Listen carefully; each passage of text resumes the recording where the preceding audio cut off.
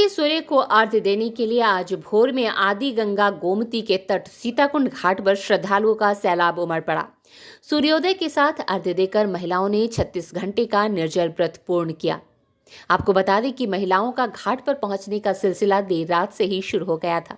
सभी समूह में छठ मैया का गीत गाते हुए उपासना के लिए गोमती नदी के किनारे पहुंचे। पति बेटे की लंबी उम्र के साथ साथ परिवार की सुख समृद्धि की कामना को लेकर मनाए जाने वाले इस पर्व में आस्था और उल्लास दोनों की झलक साफ नजर आई। जैसे ही भास्कर की लालिमा आसमान में बिखरी, अर्घ्य देने के लिए एक साथ हजारों हाथ ऊपर उठ गए और जल की धार बहने लगी।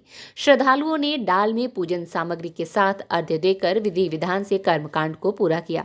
इसी के साथ 4 दिन से चले आ रहे इस अनुष्ठान को पूर्णता प्रदान की गई। स्ट्रीट बस के लिए सुल्तानपुर से लालजी की रिपोर्ट।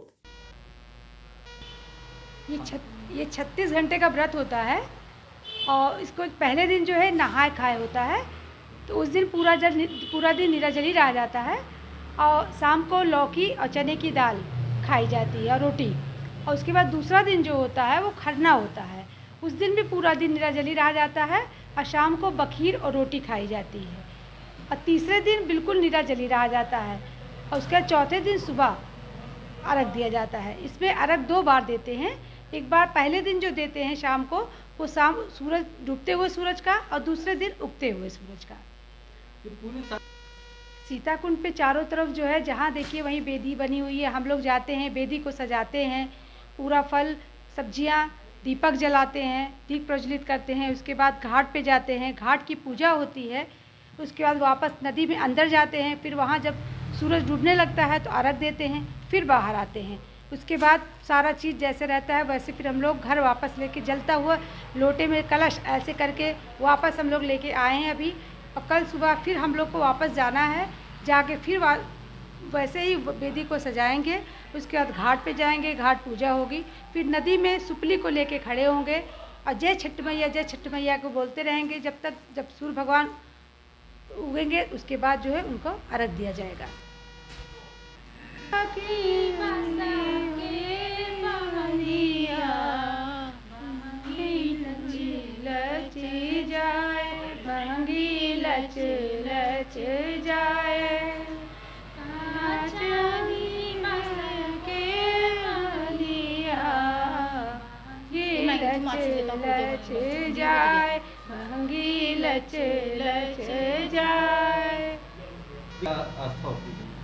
देखिए, वो अपनी अपनी वो सोच है, अपनी अपनी श्रद्धा है।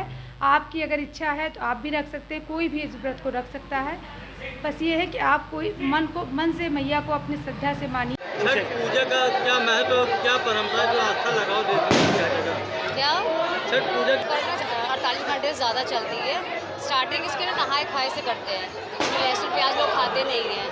नहाए खाए से जो व्रती होती हैं, पहला प्रसाद वो लोग कद्दू भात खाते हैं, मतलब लौकी सब्जी चावल रहेगी, और उस दिन जब खा लेंगे उसके बाद वो नहीं खाते हैं। फिर प्रसाद की तरह सबको बुलाया जाता है प्रसाद खाने के लिए।